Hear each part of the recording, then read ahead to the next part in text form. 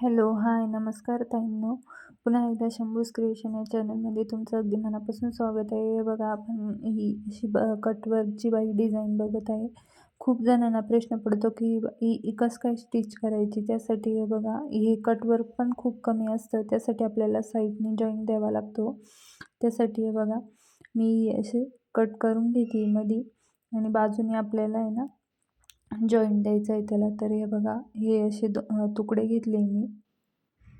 असे तुकडे घेऊन आपल्याला अगोदर खालून त्यांना टीप मारून घ्यावी लागते. म्हणजे दोन्ही साईडने आपल्याला स्टिच करावं लागतं. हे बघा, अशा पद्धतीने सरळवरती सरळ ठेवायचे, ते व्यवस्थित सेट करून घ्यायचे आपल्याला. हे बघा, खालून अशी अर्धा इंच फोल्ड करून आपल्याला टीप मारून घ्यायची. खूप जणांचा प्रश्न असतो की कटवर्कची बाई आता ठीक आहे, म्हणजे असं वर्क आहे एम्ब्रॉयडरी, पण काही काही असं याच्यामध्ये येते बघा, आता नवीन त्या साड्या येत आहे तर कटवर्क, तर त्यांचंसुद्धा तुम्ही कशाप्रकारे स्टिच करू शकता. या पद्धतीने देखील स्टिच केले तरी चालेल. हे बघा, मी तुम्हाला इथं दाखवते कसं स्टिच करायचं. हे बघा, आता मी खालून अर्धा इंच टीप मारून घेतली आणि आता असं जॉईंट करून घेते, कारण जॉईंट हा करावाच लागणार आहे. तुमचं माप कमी असो जास्ती असो, पण हे कटवर्कचं आहे ना खूप कमी असतं.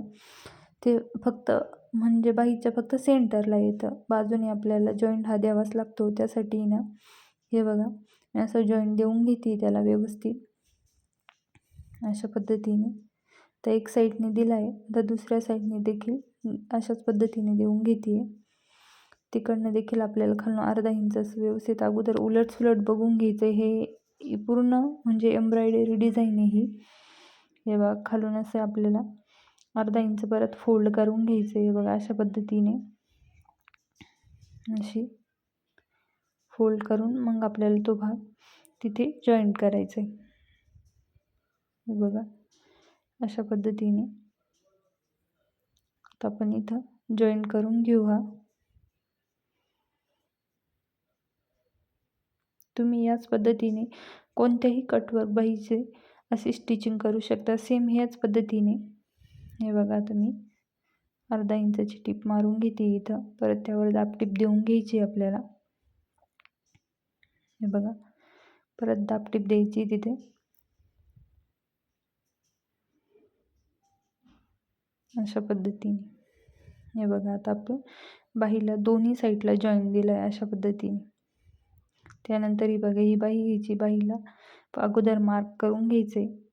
त्यानंतर आपल्याला बाहीची एक बाही घेते मी, ती हे बघा अर्धा इंच अशी फोल्ड करून घ्यायची, टीप देऊन घ्यायची. आपण रेग्युलर बाही कशी स्टिच करतो, कापडावर ठेवून स्टिच करतो ना, पण ही कटवर्कची डिझाईन असल्यावर आपल्याला अशा पद्धतीने स्टिच करायची. ती हे बघा, अशा पद्धतीने मी अर्धा इंच फोल्ड करून घेतली. खूप सोपी पद्धत आहे, पण काही जण खूप गोंधळून जातात, त्यांना कसं स्टिच करावं समजत नाही. तर त्यासाठी हे बघा, आता आपल्याला हे अशा पद्धतीने ठेवून आता टीप मारून घ्यायची. हे बघा, अशा पद्धतीने.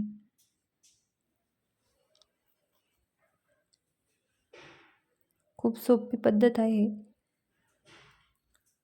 आता आपण यावर अर्धा इंचची आपल्या म्हणजे जे कटवर्क असतं त्याची फिनिशिंग देखील बिघडत नाही आणि आपली बाही पण जॉईंट होती. हे बघा, अशा पद्धतीने आता मी खाली टीप मारून घेतली आहे. आता बाही आपली ब्लाऊज पीसला जॉईंट करून घेते मी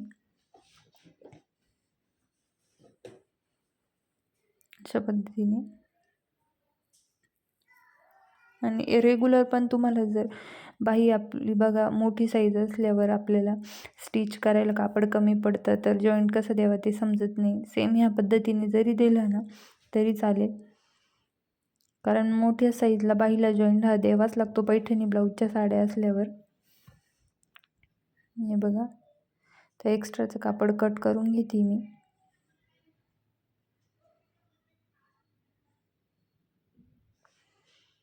अशा पद्धतीने तुम्ही कोणत्याही कटवर्क बाहीची हे बघा किती छान पद्धतीने फिनिशिंग देखील बिघडणे, किती छान दिसते आपली बाही.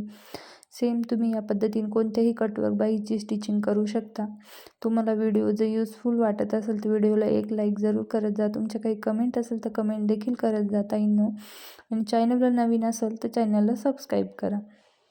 अशा पद्धतीने आपली बाही तयार झाली आहे बघा. धन्यवाद.